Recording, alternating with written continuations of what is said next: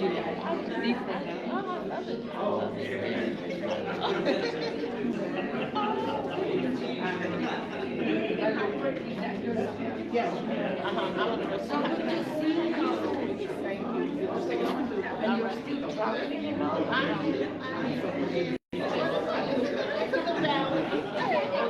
love you. Love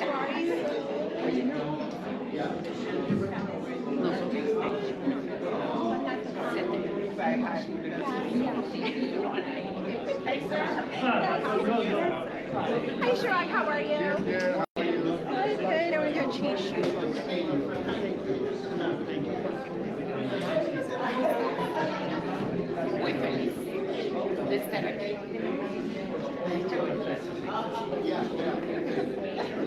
One, two, two, two. Mic check. One, two.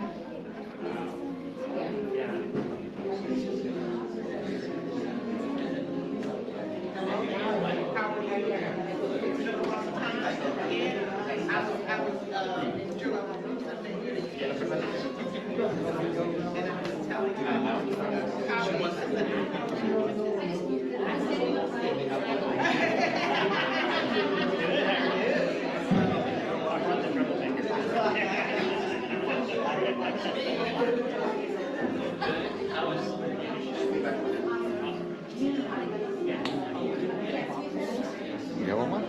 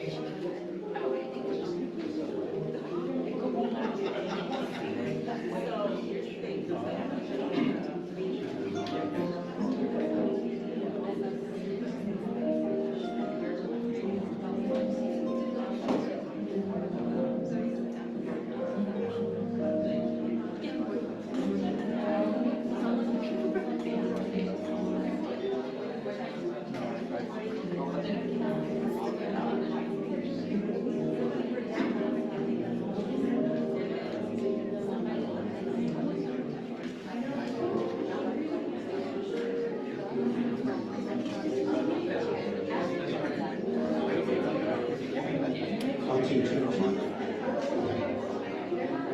One, two, mic check. One, two, two.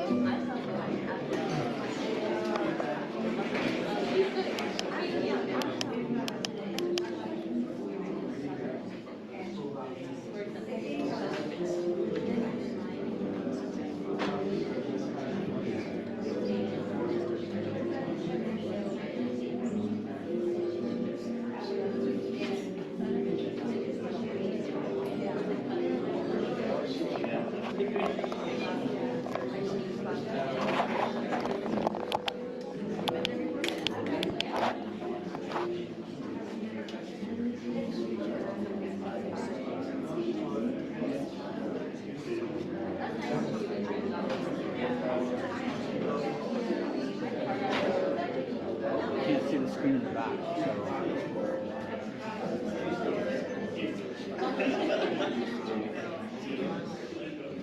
Can you look at the screen? If you see something at the very bottom,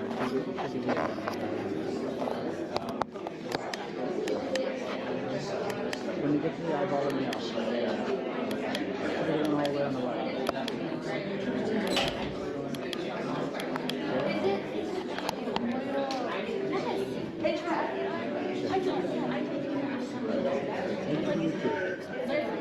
I know what you're talking about.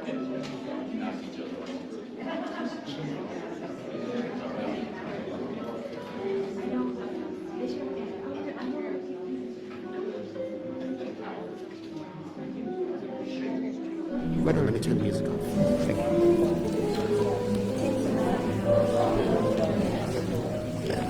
Let's cut the music here.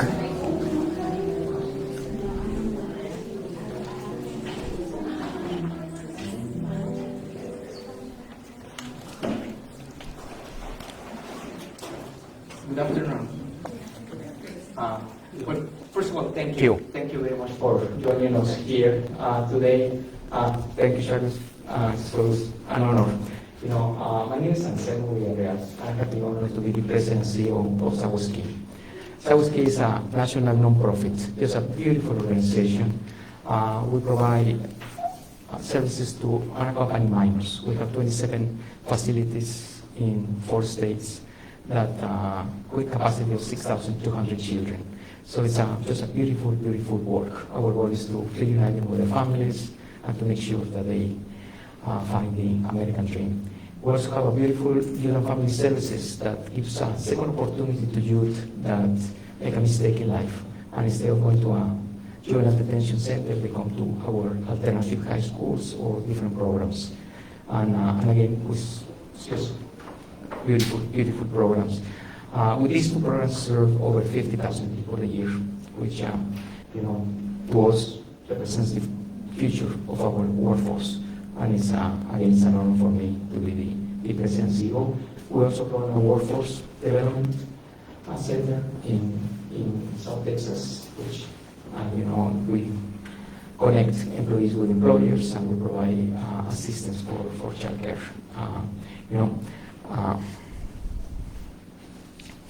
And please, I never read, but today they asked me to make sure that I read and stay in the script. Otherwise, I will be all over. But first of all, I would like to take a moment to recognize and to thank Dr. Maggie Rivas Rodriguez. What a beautiful last name, Rivas Rodriguez. A champion here. As she's a journalist professor here at the University of Texas. He also directs Voices Oral History Center. She's the director and the director of the Center for Mexican American Studies here at the University of Texas. And thank you very much for co-hosting this event.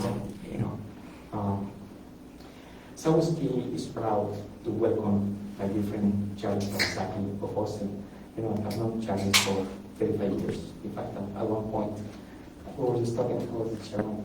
I was the treasurer of the board of Sawoski, and he somehow ended up being the interim chief financial officer. And we had just so many great stories, but let me go back to my script. As you know, we're going to have a great discussion about Charles' book, Immigration Reform, The Corpse That Will Not Die. This book, explains how debates over immigration has been influenced by the 1986 Immigration Reform and Control Act, which marked the last time a comprehensive immigration reform bill was passed. Kind of sad, but reality, The book details crucial strategies that pro-immigrant advocates in their allies in Capitol Hill employed in the 1980s and early 1990s to pass legislation that would at the end may legalize nearly 3 million individuals. Unfortunately, were undocumented. However, 3 million received their papers, and also protect many more people from deportation. Today, discussion is very timely. As we know, there is such a polarized government right now, both sides, Republicans and Democrats. There is an incredible discussion about domestic policy, that unfortunately can lead this Friday to a shutdown. Mr. Kamasaki has authored and co-authored and supervised the preparation of dozens of policies and research reports, journal reports, and editorials. He has testified frequently at congressional and administrative hearings, and he has also coordinated pro bono litigation, and legal analysis. Charles has been recognized for his commitment to our community. He has received several awards throughout the years, including the Cesar Chavez Award from the American Association of Affirmative Action, a public service award for the American Immigration Lawyers Association, and his book has won first place in the 2020 International Latino Book Award for Best Political and Current Affairs Book in English. Mr. Kamasaki is a senior cabinet advisor of Unidos US. There's a brilliant, incredible strategic mind that I have had the honor to see in action for many years. He's a distinguished immigration scholar at Cornell Law School. He's a non-resident fellow at the Immigration Policy Institute, has served on a number of nonprofit boards of directors, advisory committees, and task force, and spent more than 20 years as head of the policy team at Unidos US, formerly the National Council of Center. Charles has spent his life fighting tireless for the betterment of Latinos through his work as a civil rights activist. He's one of the country's leading immigration experts who was directly involved in the hearings and debates surrounding landmark immigration legislation. I had the honor, as I mentioned, to know Mr. Charles Kamasaki for over 35 years, so please, without further ado, help me to welcome Mr. Charles Kamasaki to the podium. Thank you.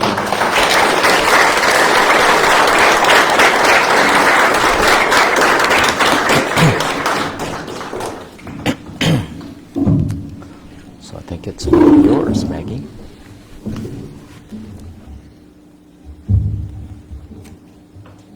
So we don't have to move this around? No, you don't, unless you want to. Okay. Welcome, everyone. This is a real honor to have you here, and it's a pleasure to meet so many new friends from Southwest Key. You all have a veritable army of people here, and it's really wonderful to see that. I've known Charles. Now you have me saying Anselmo. I've known Charles for probably about 30 years, more than that. When I was a reporter, I covered the U.S.-Mexico border for the Dallas Morning News and did a lot of stories on immigration. And so I did interview Charles many times, and we remained friends. You don't often have that kind of relationship with your sources, but we did.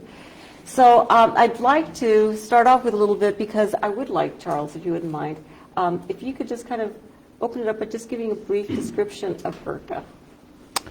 So the IRCA, the Immigration Reform and Control Act, is most remembered for what Anselmo mentioned, the legalization of nearly 3 million people.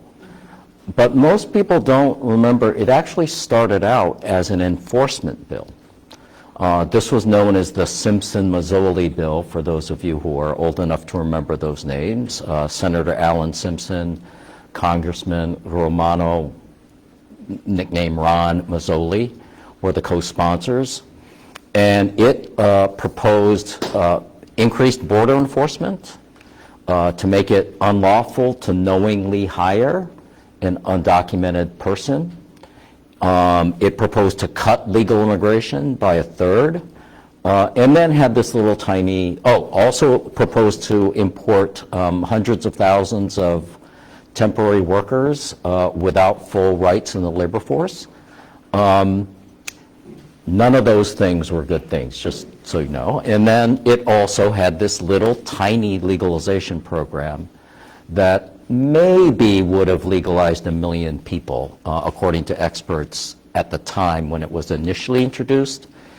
And over the course of about a 5-year period of debate, in part, I think, because of advocacy by organizations like my own, the League of United Latin American Citizens, MALDEF, the ACLU and others, Church World Service of the National Council of Churches, it kept getting better. And so in its final iteration, that bill and its follow-on bill legalized, as Anselmo said, nearly 3 million people. It ended up doubling legal immigration. It ended up, those family of bills created temporary protected status. You'll hear a lot about TPS these days, which has protected well over 1 million people from deportation. So it was one of those, I think, stories of how advocacy, sticking to it, and trying to work the process in Washington made something that started off pretty bad, at least not half bad, when it finally passed. So if you haven't read the book, please do so. Charles is a great writer, and what I really loved is you put a lot of character into the book. So it's not just talking about the people who are involved, but also the background of what made them the way they were. And so it's really a fascinating book. So I do have a question for you. You actually did a lot of interviews for this book. I did. Do you have any idea how many interviews you did? I know exactly how many. I did 75 interviews, and some of them were in person, some of them were over the phone, back in the days when people actually used some phones. And I went back to people several times in many cases, you know, I was trying to learn how to use this digital recorder thing and on my computer and kind of going back and forth. So I never really got the hang of it, but I did do 75 interviews. Excellent. So the other hat that I wear is I do this oral history project called the Voices Oral History Center. So a little commercial, you can pick up, these are our newsletters back there, and we've been around for, it'll be 25 years next year. So the question is, where are those interviews now? Well, they're sitting on my computer at home, and I started to do some things with them. But let me just say something about interviews, which I found interesting, is, you know, memory is a dangerous thing. And I often said, oh, I'm going to interview this person because they're going to confirm what I remembered about this meeting. And they had a completely different memory. And I'd be like, oh, damn. So I'd have to go back and look for the documents, and at least half the time, their memories were more accurate than mine. So it does make a difference. I mean, I was getting years wrong. I was getting who were the people in the room wrong. I was conflating this meeting with that meeting. So having the ability to kind of compare what people were saying against what each other were saying, as well as, you know, against the documentary record, made a big difference. Excellent. So if anybody out there has been doing interviews, there are places that would be very happy to house those interviews and preserve them for long-term, for the long term. So I know that there are some people here, a lot of these folks in this room know you. A few of them are related to you. But other people may be asking, the way a lot of folks would say, well, what's somebody named Charles Kamasaki doing as part of the National Council of La Raza, now Unidos US? So if you could tell us a little bit about your pathway there. Yeah, it's an interesting story. And so when I was in college, my older brother, Alan, and his daughter, Erica, is back there, my niece, was in a political science internship program. And like a lot of kids at the time, you don't really think about your career, but he was like, you should do this internship program, and he then graduated, but, and it was great, right? You got paid, you got class credit. I mean, what more could you want, right?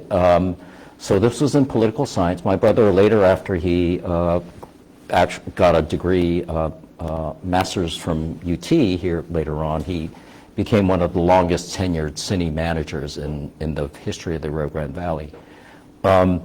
But so this was in public administration, and I was placed with a small city that had, for complicated reasons, just gotten a majority Latino city council. This was after the 75 Voting Rights Act extension, right? So it was kind of a scary thing. I think I was a junior in college, and I walked in, and the mayor is there, and he says, "Here comes our city planner." I was like, oh my God, your city planner. But these were very small cities. There's a place called Ed Couch, Texas. Population 3,000, maybe 4,000. And they wanted to build some public housing. I said, great, I'm happy to do that. So I read up on it, and I actually got the assistance of a guy named Reyes Cortez, who was then the National Council of La Raza South Texas Programs Office Director. He helped me put together the application for the funding, and unbelievably, this thing actually got funded. So 6 months later, we were going to have a groundbreaking ceremony or a ribbon cutting ceremony or something. And we were talking, and we had also gotten the assistance of an affiliate of NCLR's. And so, you normally ask the congressman, that was Kika de la Garza at the time. We asked him, would he come? No, he couldn't make it. So we're thinking, okay, who could we get that's famous? And one of these guys in the meeting said, hey, I know this guy. Isaire, he's kind of a big wheel in Washington. He'll come. He was the president and CEO of NCLR. So he agreed to come because NCLR had played a role in this project. So my job was to pick him up at the airport. I was an intern, right? So I picked him up at the airport. He didn't say a word to me, or other than, hi, hello, nice to meet you, like, how long is it going to take to get there, kind of a thing. So I get him, I drop him off, he gives this great speech, I'm taking him to his hotel, and then we started talking a little bit. So anyway, make a long story short, a year later, there's a position opening in the South Texas office of NCLR, and this guy, Reyes Cortez, calls me up. He said, I don't know why, but Raul says I have to interview you for this job. What did you guys talk about? And I said, I barely remember talking to the guy. I was asking him questions, and he was giving me one-word answers. But anyway, I must have made some sort of impression, so I took a job in McAllen, Texas.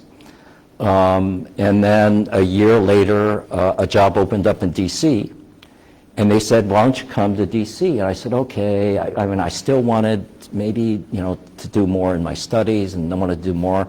But I said, okay, I'll do it for a couple of years. So that was 1982, and I've been there ever since. I guess there's another little part of the story, again, just the happy accidents. So I get to D.C. in June of 1982. The Simpson-Mazzoli bill had literally just been introduced. There were hearings. It was very controversial. There were demonstrations, both for and against. But I was really doing housing. That was what I was supposed to be doing.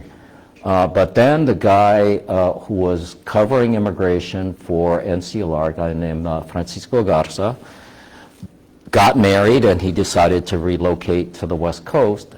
And literally, it was an accident. We were like, oh my God, who's going to cover immigration?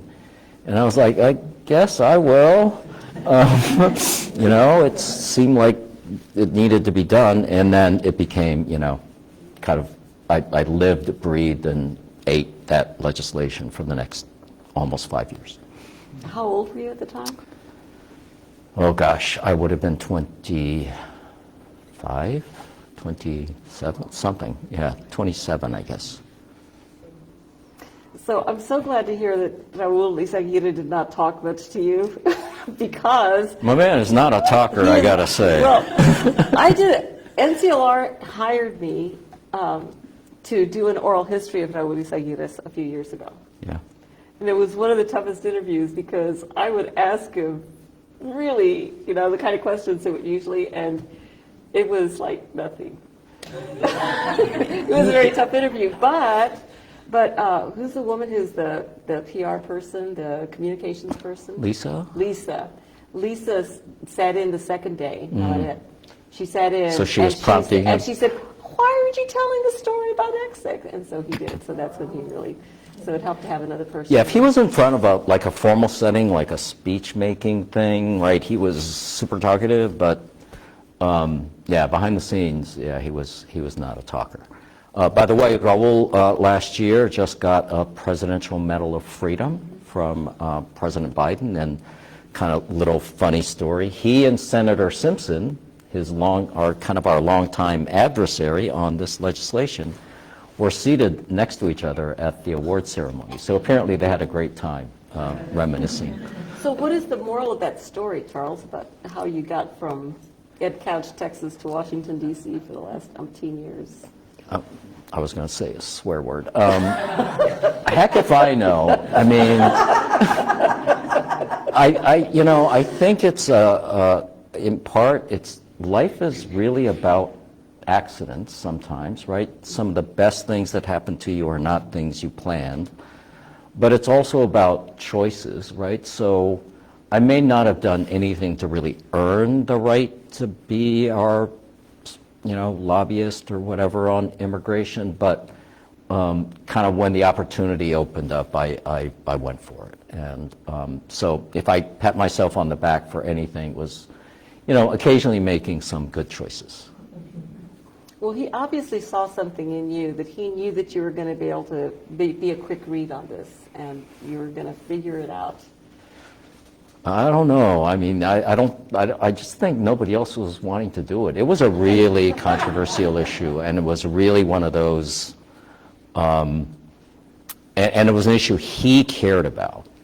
So I remember, and I tend to work late, so I would frequently be leaving the office at 7 or 8 o'clock, and I would see Francisco Garza, the predecessor who was covering immigration, walking into Raul's office to meet with him after, a day of lobbying business. So it was one of those, if you signed up for that, you were signing up for, serious overtime.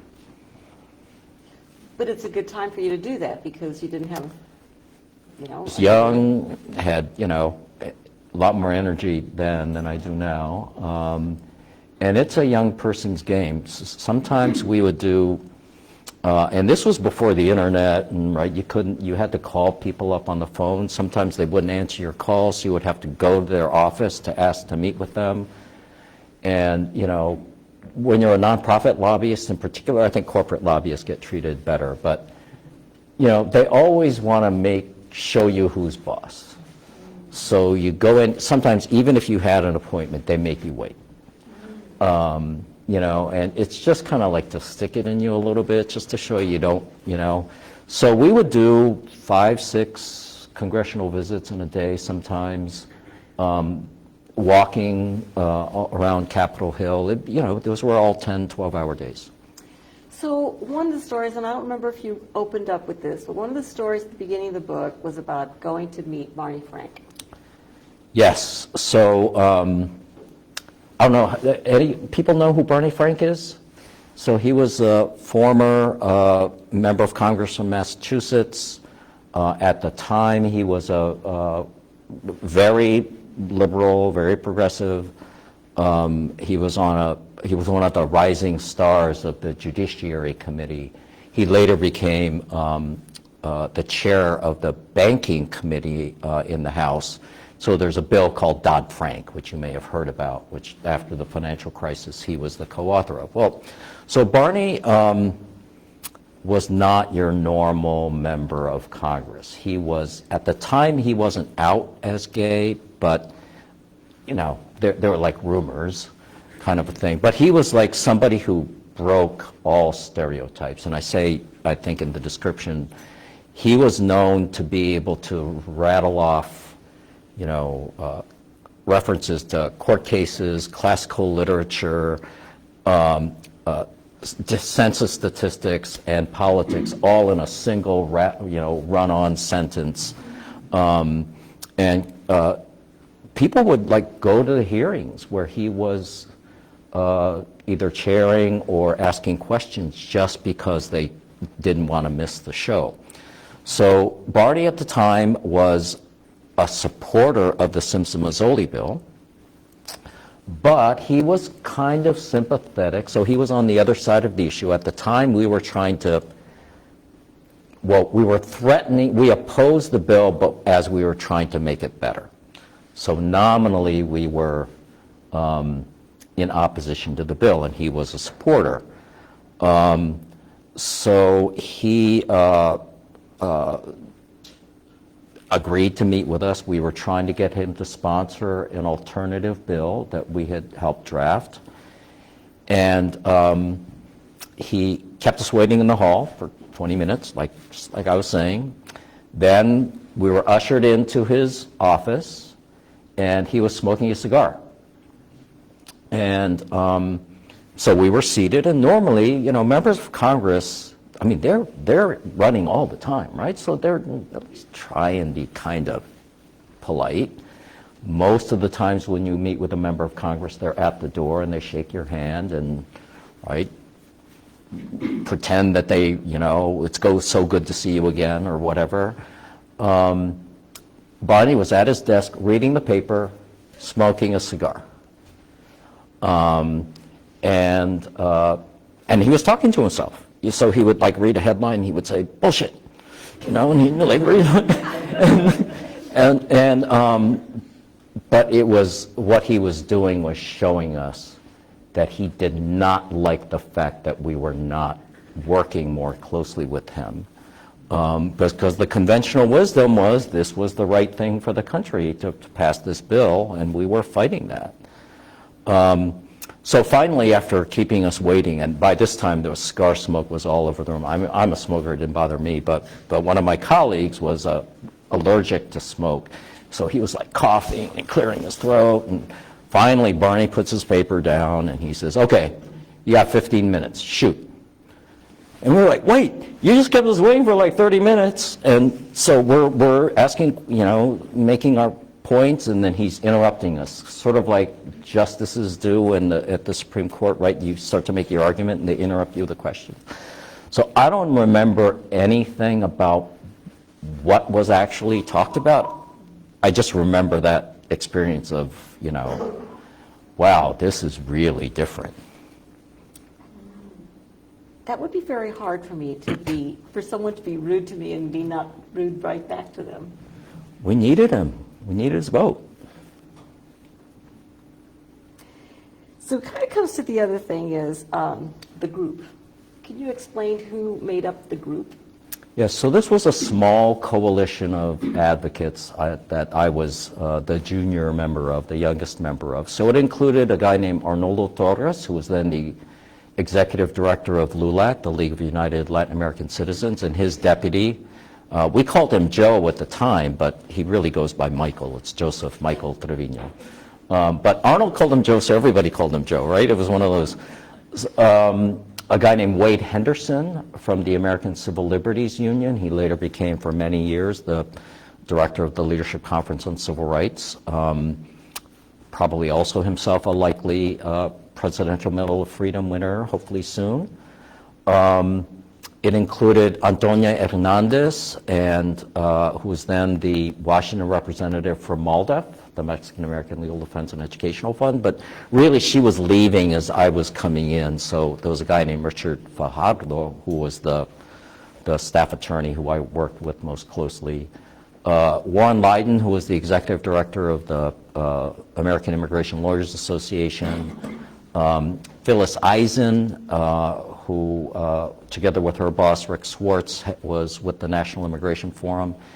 And Marta Escutia was my colleague. She later became the alleged director of NCLR, and then years later became a state senator in California.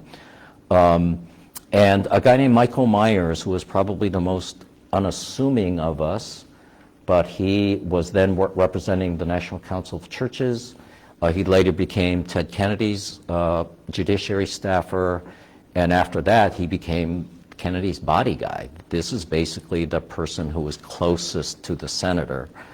So really, many people who later became prominent in one way or another, but we were all kind of nobodies at the time. So we would meet usually once a week, very often, more often than that, and we would meet after hours. So we would do our normal jobs, and then we'd meet at 6 o'clock. And we'd often go 2-3 hours of the night, and then we'd go to dinner. So that was kind of our day. But we were a very close-knit coalition in many ways, but there were lots of kind of alpha personalities in this, so there was a lot of conflict and back and forth. I personally feel that made us better. It's not so common these days. And then the other thing that was really unusual is these other organizations, the ACLU, the National Council of Churches, ALA, they were deferring to the leadership of the Latino organizations. That's something you almost never see. You still almost never see it. But it was kind of a, hey, you guys are going to be more affected by this than any of our constituencies. So we might argue, and there might be tough calls, but we're basically going to let you make the call. So you bring up in the book, these are all nonprofits, right? Indeed. So you bring up in the book that the role of the nonprofits in this, and at the time, NCLR was fairly small. And Yes. y'all were using a lot of your resources on this one issue. Can you explain a little bit about, because I know everybody here probably knows about nonprofits and how hard it is to be able to raise money and have those resources. So if you could just talk a little bit about that and whether that jeopardized any funding because they were concentrating so much on this. It did. So at the time, NCLR, MALDEF, and LULAC were all probably about the same size. And they were very different organizations and structured very differently. But we were all probably under $2 million in our budgets in the mid-1980s. At NCLR, we had a total of maybe 30 staff. MALDEF might have been a little bit bigger. We were mainly funded with foundation grants. Now, other organizations have different structures. So litigating organizations like MALDEF, at least in those days, if you won a lawsuit, you often got legal fees. So that was a big chunk of their money. So they had more discretionary money than we did. We had a conference that would raise money. So very often we were using that for our lobbying dollars. And there were some funders, foundations, corporations, that didn't want their money to be used on something as controversial as immigration. And I give really the leadership of all those organizations some credit for going against the conventional wisdom. We did have our money pulled more than once by a funder.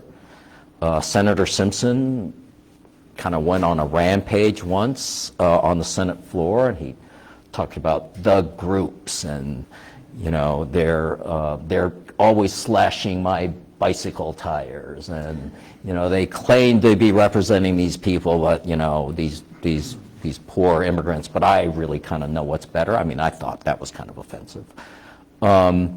So yeah, it was a very difficult issue to raise money for, and again, I give credit to those folks who, went against the the prevailing wisdom often to work on these issues. And nonprofits to this day still have the same, and maybe even greater challenges. Yeah, we're speaking for, well, I shouldn't speak for Unidos, but, so we're a much bigger organization today. You can add add a zero or so to the size and of the size of the budget, or two. I would also say, though, as you get bigger, you often get more risk averse, right? You're trying to navigate, right? There's, all these interests that are trying to talk to you all the time. And then I would also say in the progressive world, or the mainstream funding world, maybe it's not as bad as it is in kind of MAGA world, but there is a kind of a point of view that you're expected to adhere to, and it can change on a dime. I mean, just to give you an example, in the Trump administration, everybody was pro-immigrant, right? Because Trump was anti-immigrant. So all these progressive people are all like, yeah, we'll support you, do whatever you want, blah, blah, blah. The minute it starts to become a tricky political issue as it is now for the Biden administration, it's sort of like, can you guys back off a little bit? Can you give him a little bit more room? Now, I'm personally a little bit more of a centrist than a lot of those folks, but to me, it's kind of the hypocrisy of it that annoys me. That, when it's kind of popular to be against Trump, you're going to be with the rest of the folks, and then when it starts to, when it's tough, when it actually really counts, right? All of those guys are like nowhere to be found. So it can be very tricky. Any ideas about solutions for nonprofits kind of navigating these waters? Well, I do think, and I used that example of MALDEF back in the day, if you have some independent funding, right? If somebody says, hey, I don't want you to use my grant for this purpose, you can say, fine, right? And if you don't, it starts to become very, very difficult. And I don't want to be sanctimonious either way. On the one hand, these organizations do a lot of good, so you can understand people saying, okay, we won't use your money the way you don't want us to, or we'll even shift our programming a little bit. I actually think people have more respect for you if you stick to your guns. And we at Unidos NCLR and others have basically said, if funders said, do this or we're going to pull your money, we've often said, okay, nice to have known you. That doesn't necessarily help you with that funder, but then I think the word gets around and people then learn, okay, putting a little pressure on these guys isn't going to get them to change, so we need to work something out. So Charles, tell us a little bit about, there were different organizations that kind of changed sides on how they felt about things like employer sanctions. What's the calculus that went into that? Well, it's been a fascinating development. Maggie, you and I are of a generation when we knew that almost unanimously, the Latino leadership was anti-immigrant. This was the days when Cesar Chavez was, he actually had what he called the wet line in Arizona. They would deploy union members to prevent people from coming from Mexico, and you can understand it. In those days, they were trying to organize farm workers, and growers were using undocumented immigrants as scabs, right? So he was trying to, now, some of us thought he maybe went a little far, but in any event, many Latino organizations had their roots in organized labor, and including NCLR. And at the time, organized labor had what was called a neoclassical view of economics, which was if you grow the labor force, it's going to hurt all workers. So they were, as a general rule, with some exceptions, pretty anti-immigrant. That began to change in the late, I would say mid to late 1970s, and I was actually talking to some folks here who were associated with Raza Unida political party. There was a guy named Jose Angel Gutierrez, who was then a fiery leader of something called the Raza Unida political party, a third party that once had the clout in this state to deny Democrats a win in statewide elections.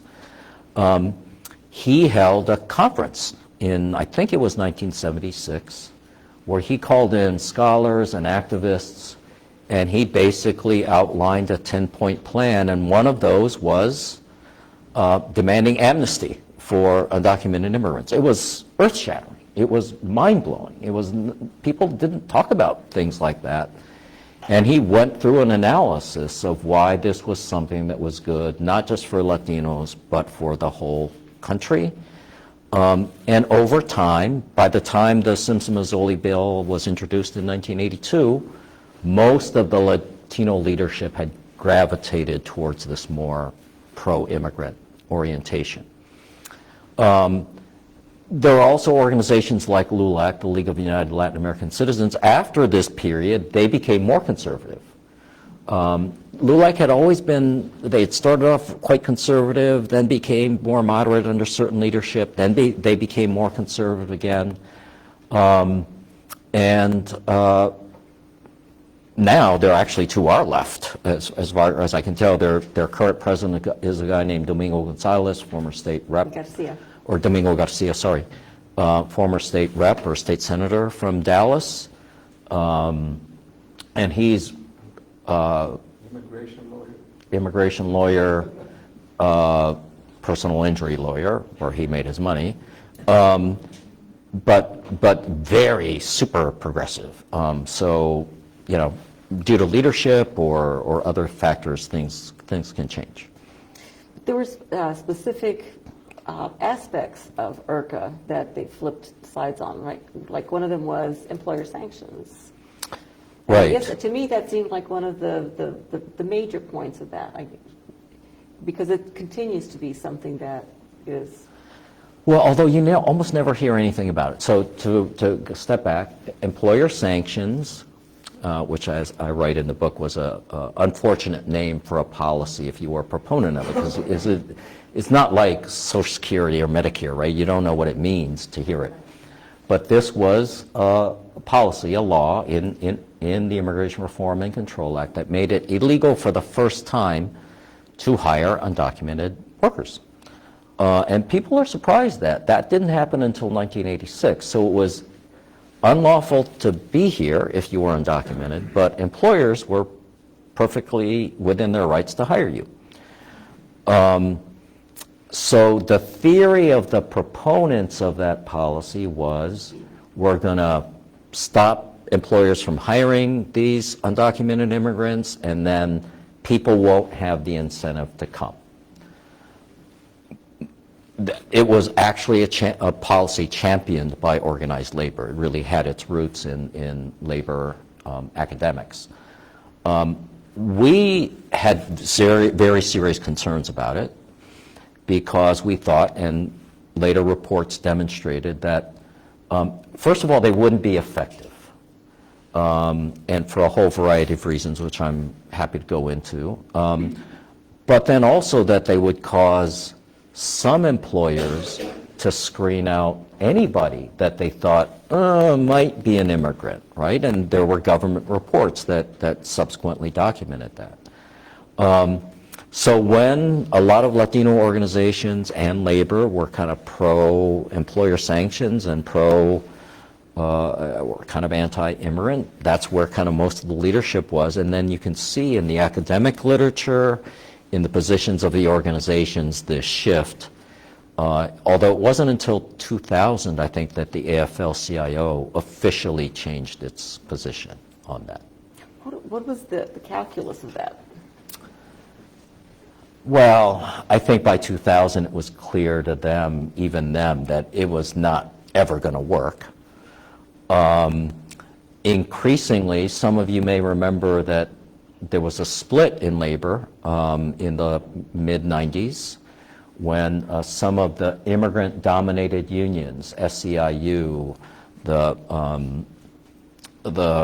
Unite Here, the restaurant employees, workers, this is the service employees union, and others had lots of immigrant workers, and they were very pro-immigrant, and they split off from the AFL-CIO, and this wasn't the only issue. There were other issues, but this was one of the issues.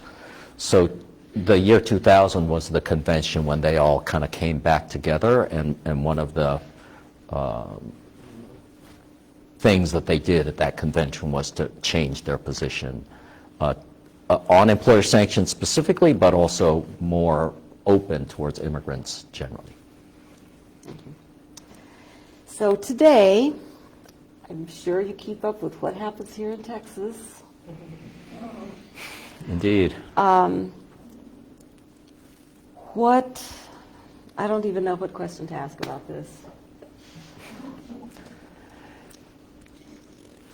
You have a state government that wants to enforce immigration laws, and you have, and very much standing up to. So what are the prospects of us having any kind of immigration reform? Well, let me unpack some of that. So Texas is you asked about change, Texas is a really interesting example. So in the late 90s, even early 2000s, California was viewed as the more anti-immigrant state. It had passed something called Proposition 187. And Texas, in part under the leadership of former President Bush, was seen as the kind of moderate pro-immigrant state. California passed an English-only law. Texas refused. California took, I think, until 2008 or so to pass a driver's license bill. That passed in Texas, I think in '99. Texas had a version of the DREAM Act of in-state tuition since, I think, '99 or 2001. Whereas California, right, was, so it's funny how politics change. And then President George W. Bush was a champion for immigration reform, and kind of until it died in 2006 and 2007. Now, what about today? So, almost where do you start, right? So Governor Abbott, so his tactic of busing immigrants or migrants to northeastern cities was clearly a political stunt, right? But what an effective political stunt, because it actually accomplished what he wanted to accomplish, which was to bring the migrant crisis front and center to, and I was telling you before about people who were like changing positions. So when the first busloads went to New York, Governor Hochul and Mayor Adams were like, "We welcome you with open arms. We're the city of the Statue of Liberty." It's a different mayor now in Chicago, but she said much the same thing. Now they're like, "Oh my God, you got to stop these people from coming." And I have some sympathy, frankly, with not the political dynamics of the stunt that Governor Abbott pulled, but I grew up in the Valley, and I still have a home there. And, I'm kind of a nerd, so every time I would go home, I would kind of sometimes have like the county commission hearings and meetings, like on the public access channel, I guess, right? And I'd be watching it while doing something. And it seemed like every meeting they were having to do a special appropriation to, house and otherwise provide services to migrants. And these are poor counties, right? And be like, one meeting, we've got to appropriate $100,000, and then the next meeting, we've got to appropriate another $100,000, and again, now, beyond the political stunt, Governor Abbott's previous actions and legislation I guess he's about to sign, which would basically, Texas is taking it on its own to be able to purportedly enforce immigration laws. For one thing, they're just not effective. So even if you really want to prevent people from coming, you know, a good question to ask Governor Abbott is, okay, you spent X billion on the wall and you've deployed X thousand DPS agents down there. What has it gotten you? You know?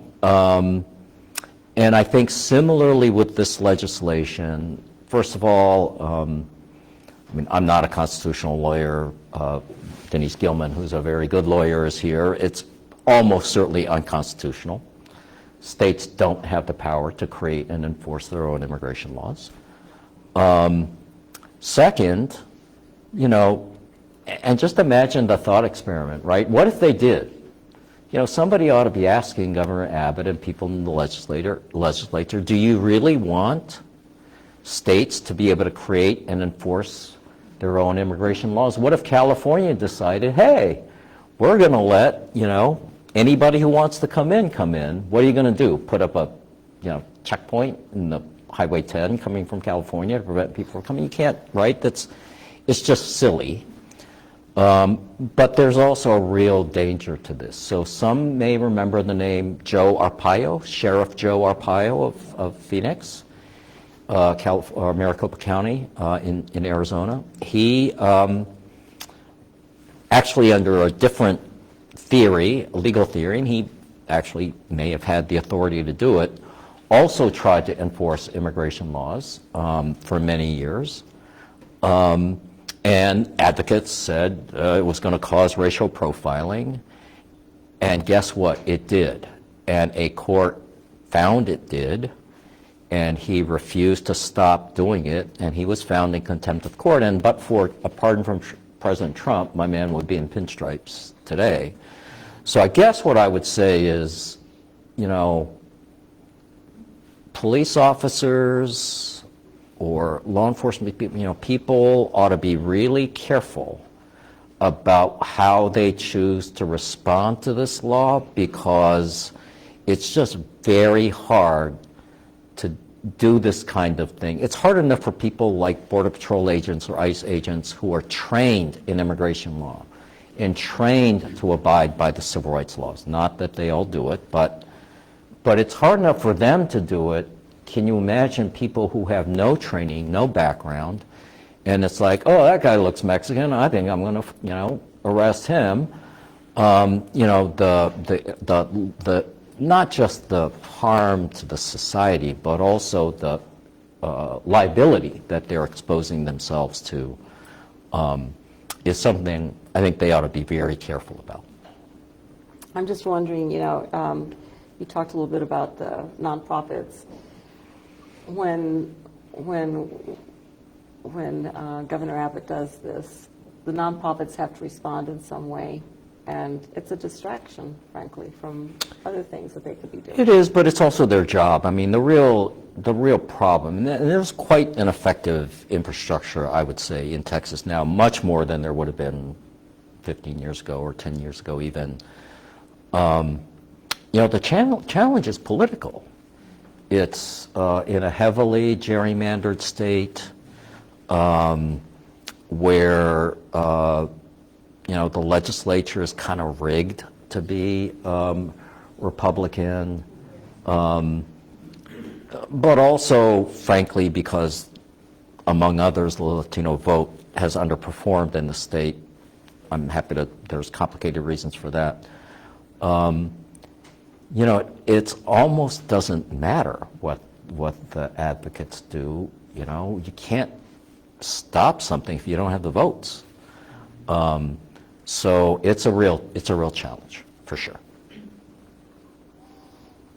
I would like to open it up to questions if we could, and do I need to do something with the microphone? Oh, thank you. Okay. We actually have some questions from live streaming, so I'd like to ask one of those questions from the live stream. Do you want the microphone?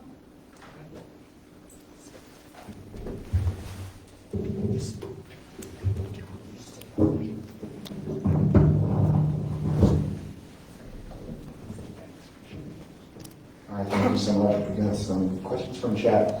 In the book, you share stories about nonprofit and Latino civil rights organizations, meetings during the 80s and 90s. What is your most memorable meeting you were a part of? Do I need the mic, or, oh, I should use this mic. Hey, hello, is this on? Yeah. It's really on. I don't think you do. Oh, okay. Okay. So there was that Barney Frank meeting that I mentioned. The other one was with a guy named Ed Roybal. Mr. Roybal was the dean of the California delegation, Latino congressman from California. And we met with him many times, but the first time I remember was the first time I had met with him, and one of probably the first times I'd ever met with a member of Congress themselves versus, staff. And this probably would have been in the fall of '84, or maybe the summer, and we were going to write a bill that we wanted him to introduce, not because we thought it would pass, but because we wanted kind of a marker. We wanted a statement of where the Congressional Hispanic Caucus was. And he was the former chair of the Hispanic Caucus, but clearly the leader of the Hispanic Caucus on this issue, and very esteemed in the Latino community.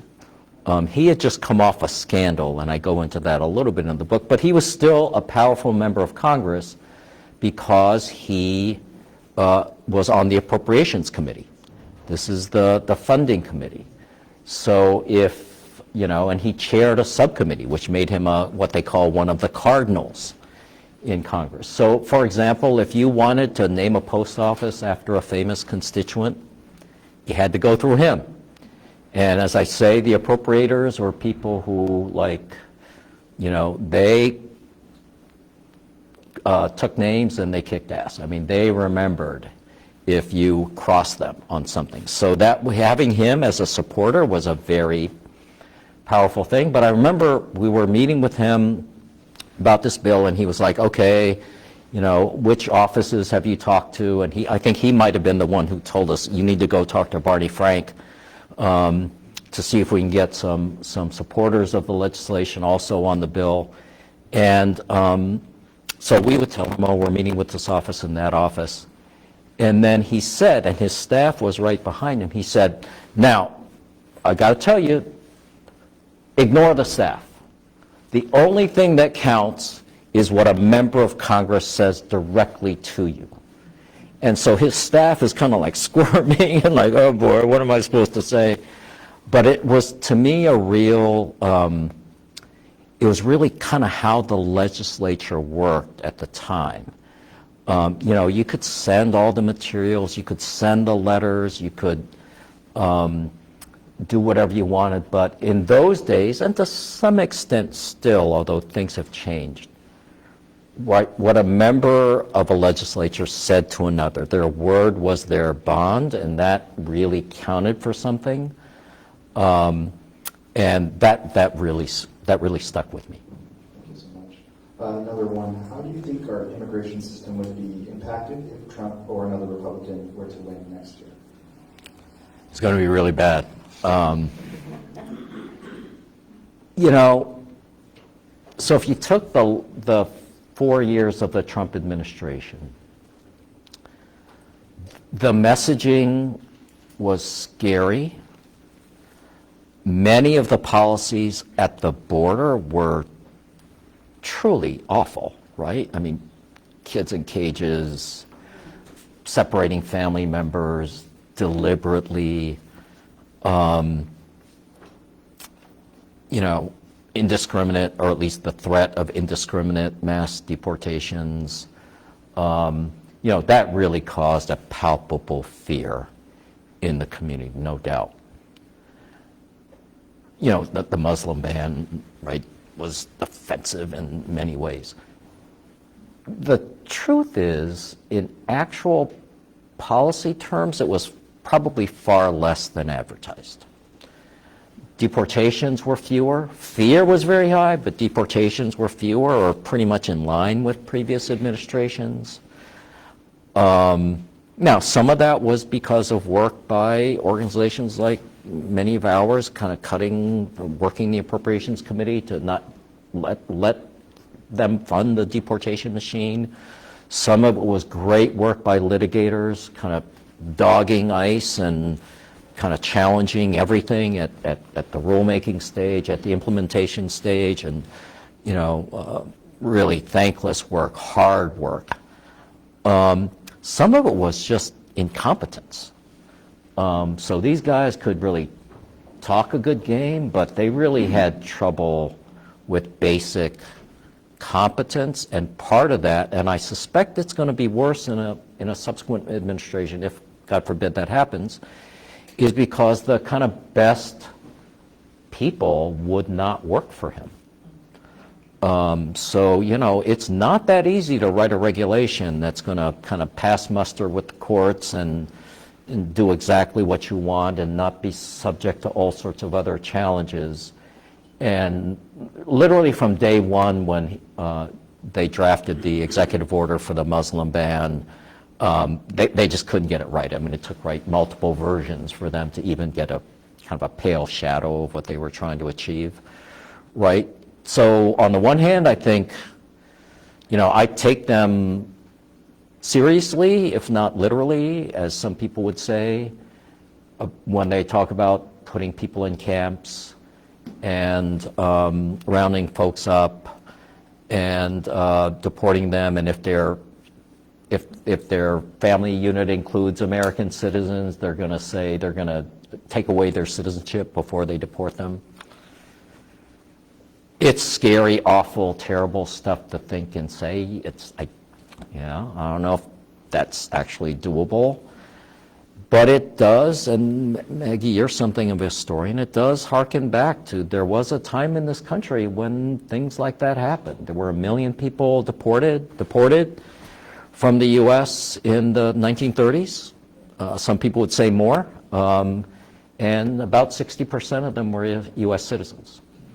There were more than 1 million people deported under Operation Wetback, which Trump is saying he wants to model it after, and a lot of those were American citizens with no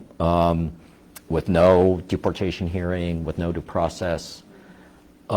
So I do take it seriously, but I don't necessarily assume everything they threaten is going to happen.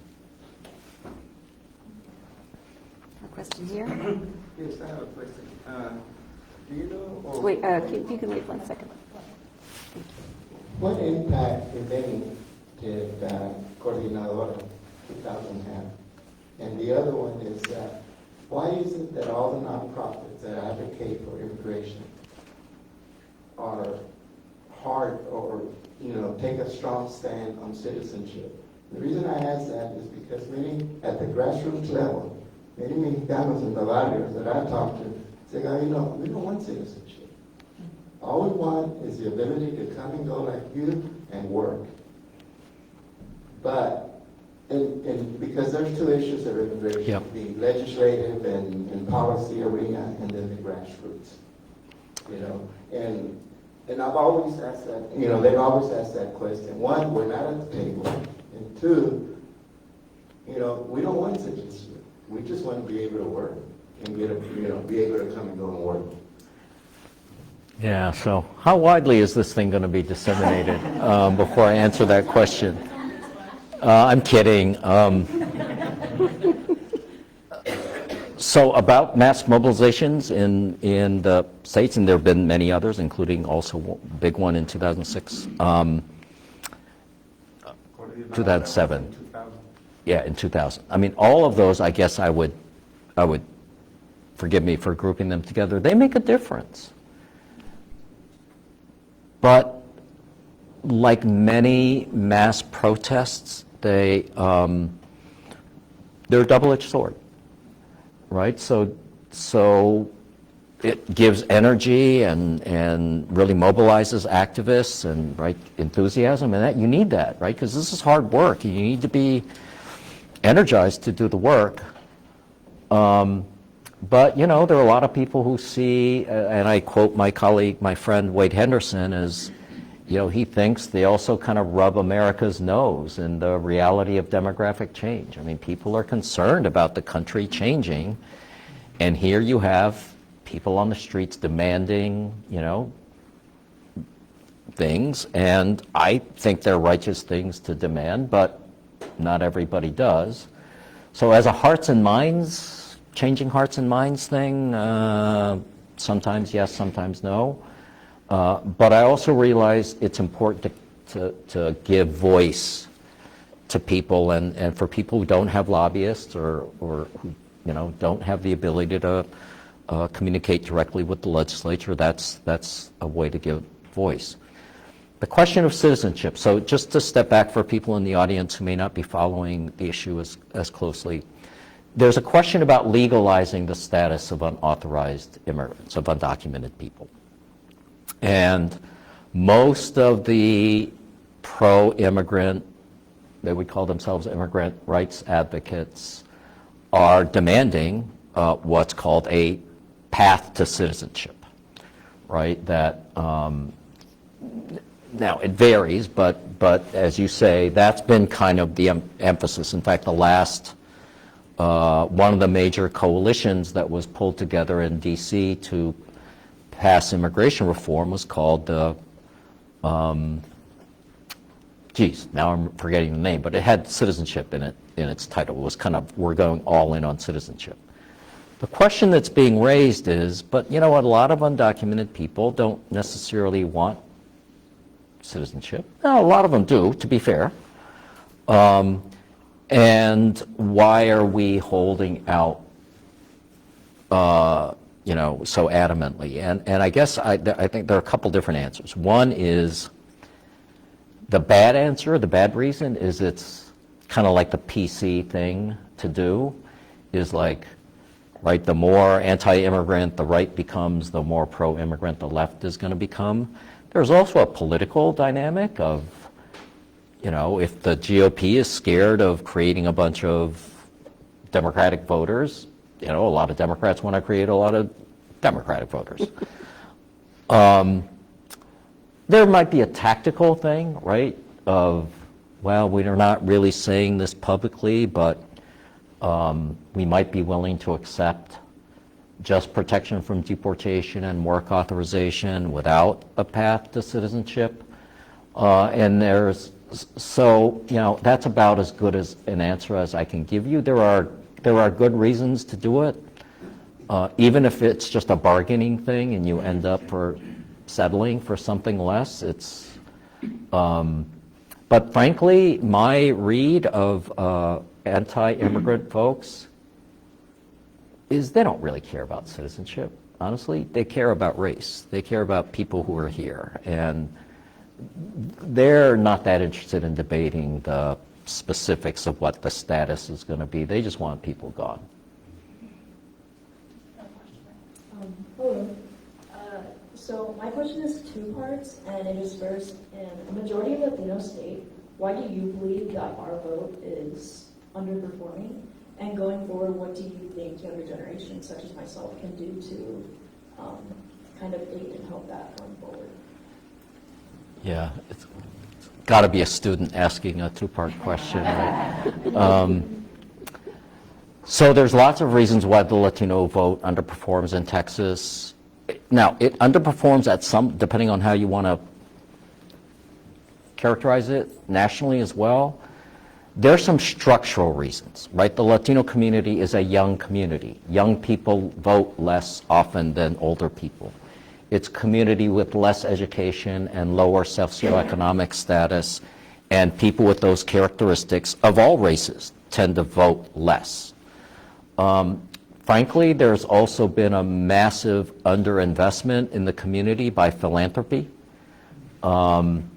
And it's really philanthropy, both political and non-political donors, that really kind of fuels voter registration and work like that. And frankly, I think there's been really awful outreach by the Democratic Party in general, and President Biden in particular. Happy to go into all that, but so those are the reasons, I think.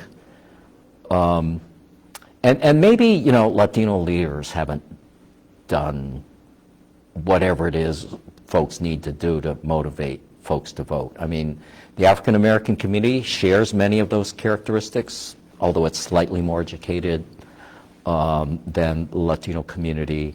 And of the voters, they actually have a somewhat higher socioeconomic status.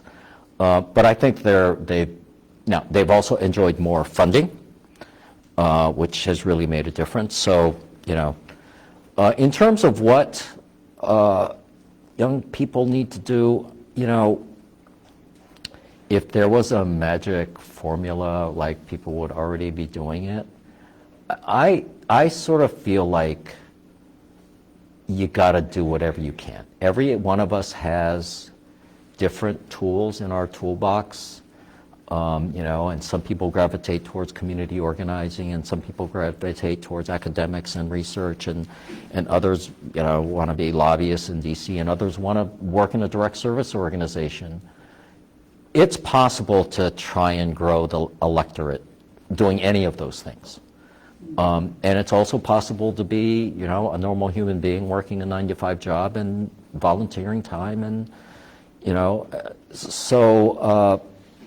I don't think there's a single answer, unfortunately, so I can't point you to if you just do this in your, in your career, you will be able to do it, but I think at some point you have to try everything. And then maybe just going back to the question Maggie first asked me, or second asked me,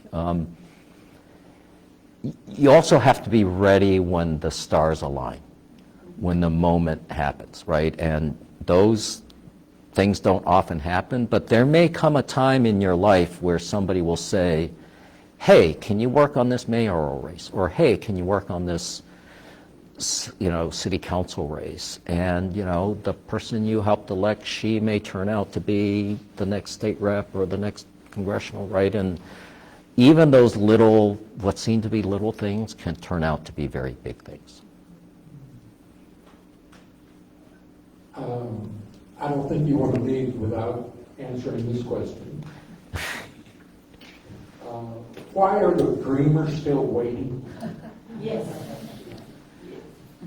Because the opposition arguments are excuses and aren't real, right? So you'll hear people say, oh, we think the dreamers are okay, right? The Bible says, kids shouldn't be punished for the sins of their parents, but they'll say, oh, if we legalize these kids, then it's going to result in, the border being open and being flooded with more immigrants. Not true, right?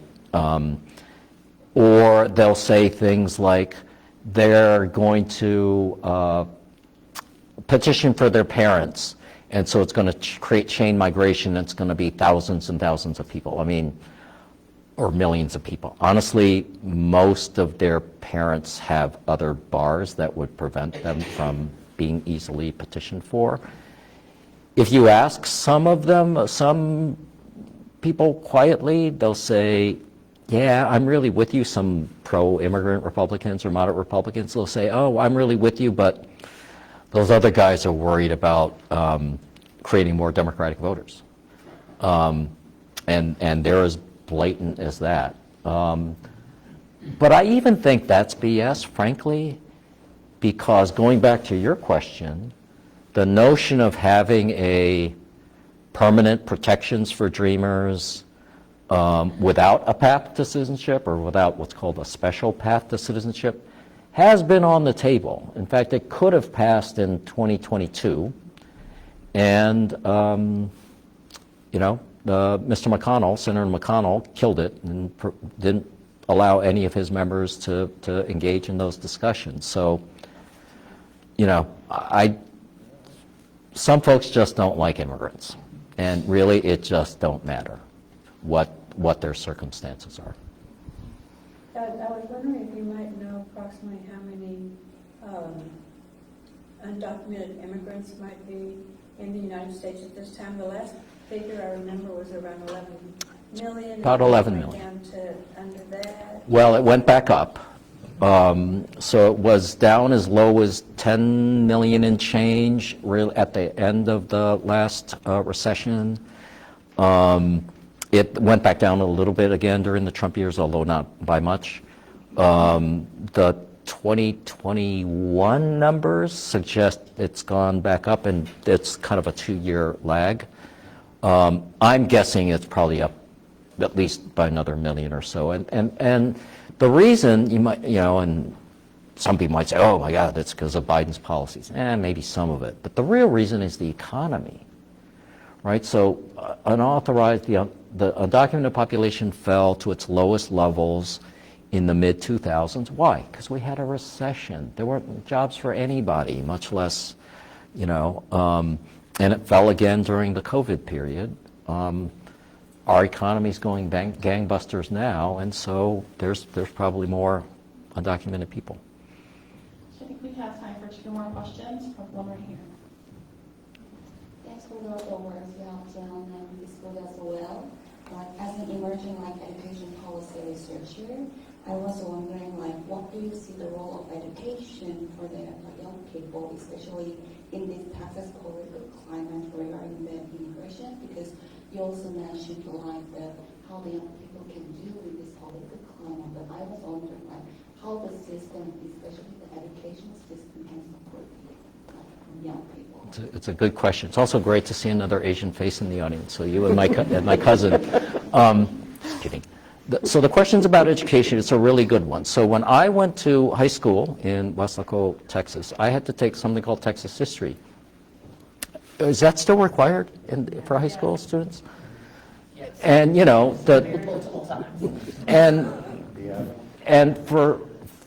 and I got to tell you, that course probably should have been called White Texas History, right? Because all the heroes were like white guys, and all the villains were Mexicanos.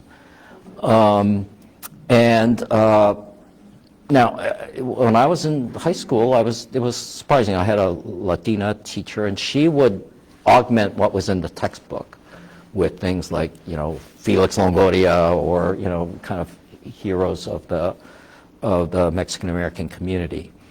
So the first thing is a big challenge, which is just getting inclusion in basic textbooks and curricula. So one of my colleagues at Windows US just recently did a study with Johns Hopkins. Let me see if I get this right. So there's 200 plus essential topics that historians have identified as essential for people to know about the contributions of Latinos to the US, and something like 22 of them are actually covered in the most widely used textbooks. Now we hope to change that and improve that, but that's a piece. But honestly, it's not that much better in higher education. As Maggie can tell you, I mean, this is here one of the strongest and oldest centers on Mexican American or Latino studies. No. I'm way too PC to talk about age. But, think the Latino population has gone from 5% of the population in 1980, when we were first counted in the census, to almost 20% now. Probably almost certainly exceeding 20% now. The number of Latino studies centers at major universities has hardly grown at all. So I don't know if you've seen Cristina Mora's studies on this, right? So even if you go to higher education, and even if you're looking for course content, with the exception of places like UT and and maybe the public universities in California and maybe some of the Ivies, there's just not that much out there. So that's a big challenge. Part of that is due to philanthropy, and part of that is due to, frankly, decisions of people who set educational budgets, right? Some of those are in legislatures, and some of those are in academia itself. You know, I think all those people need to be pressured, and it doesn't have to be the lefty version of Latino studies. It can be straight down the middle, you know, just, God, for God's sakes, just include this population, which is, you know, the largest ethnic minority in the country, for God's sake. Surprisingly, there's actually a lot more happening, it feels like to me, on the Asian studies side. And it's an interesting example of how change happens. So many of you remember the kind of anti-Asian hate wave of a couple of years ago. Now, honestly, in terms of number and in most years, in terms of percentages, there are more hate crimes committed against Latinos than against Asians. You just would never know it. Why? Because it's not in the media all the time. It's not on TV. It's not in the New York Times. It's not on the editorial pages. And I know something about how, because I do have some friends in the Asian civil rights community, about how all that happened. And it turned out to be when there seemed to be a pattern of a lot of Asian scholars had the resources and the ability to do a bunch of studies. So they were able to document surveys and you know, going into hate crimes reports and counting those up. And then they had, those scholars were able to write articles and opinion editorials and, you know, get on TV. And then they're actually, Asians are actually overrepresented particularly on the social media side on the platforms. And is kind of where that stuff hit first, and then it was picked up by the conventional media. So one of the things is, you know, for those who are, you know, really always, why isn't there more about Latinos out there, or any underrepresented community? Native Americans can make a good similar argument. You have to be in these places where you can produce content and then get it green lighted, so it's out in the media where more people can see it. I have one more question. Going back to Governor Abbott's law that he wants to pass, my question is this. Stating reporting Latinos, but we have mixed families. So is he going to deport the Latino side or the African American side? Because they're mixed. So how will he distinguish that? And what parties will he depart? Well, I'm not a mind reader, so I can't tell you what's in his head. I can say, so when you talk about mixed families, there are two ways of looking at it. There's what's called mixed status families. So these are people with different immigration statuses in the same household. There's probably 3.5, 4 million U.S. citizen kids who have an undocumented parent, maybe another million or so U.S. citizens who have an undocumented spouse. Right, what happens in those cases? You're either deliberately separating families, or you're deporting American citizens, right? Neither one of those is, I think, a question that Governor Abbott would like to answer. Now, Stephen Miller, who's an advisor to President Trump, has had that answer, and he says we're going to take away their citizenship. The other is a mixed status, a mixed race families, and Latinos have a very high rate of intermarriage. I'm not so sure about immigrants, but and so you would find lots of Afro-Latino households, lots of other mixed race households, and again, those issues might cut a little differently. So it's an astute question politically, right? If and God forbid, if that ever starts to happen. Could I make a statement? One more question. Another way that I see that deliberately keeps migrants or undocumented workers from really developing an economic base here is you have to have a Social Security to get a loan. to buy a home. And that is kind of like the basis for the, quote, American dream. And historically, minorities, especially the Hispanics, has had a very low turnout documented in terms of buying a Home ownership, yeah. home here in California, New Mexico, Arizona. Historically, they're at the bottom of the base in terms of home ownership. I think also because you have to have a Social Security to get a loan. You can get a loan, but you have a they call it ET number. ITIN, yeah. IT number, and that automatically gives you have to have at least 20% down. Whereas a first-time home buyer through an FHA loan, you can do it at 3.5%, and maybe the most a 5% loan on the conventional. So that's another direct way that you deliberately keep, especially the Latino population, from developing a strong economic base, which you need to develop in every entity, segment of society. Yeah, this is someone who really knows the business. So the ITIN is an individual taxpayer identification number. It's what the IRS issues that basically allows undocumented people to file taxes because they want them to file taxes. You're right, there are ITIN loans. Very few banks offer them. Here to say something else? Yes, well, the problem that I also encounter with migrants is, yes, you're working here, you can say, I'm reporting my taxes, so I can see if I can get an IT number, but they never claim the benefits of. Indeed. So they get a double screw. Yes, IRS knows this. I mean, it's pathetic. Well, so, and maybe this is where my center-right or moderate side may come in. It's very tricky for a bank to give a loan to someone without a right to work legally in the country and who may be subject to deportation, right? Because any of us, when they underwrite us, right, they're, well, okay, how many years have you been in the workforce? If you get laid off, are you still going to be able to make the payments? So, look, there are lots of, an ITIN loan, as I see it, as a Band-Aid. It'd be much better if people got legalized. I know that's, easier said than done, but, I get what you're saying. Before we end, Christian, can I just say one thing? So can I just thank Anselmo?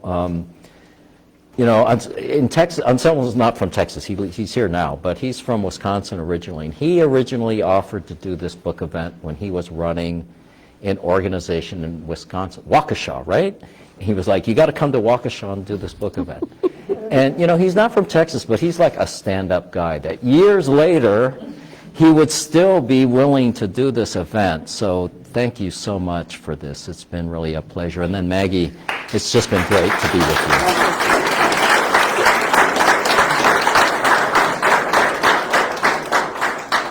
Dr. Rivas Rodriguez, thank you very much for allowing Agustin to be a co-host of this beautiful discussion. And it's an honor for all of us, for the entire family and Agustin to partner with.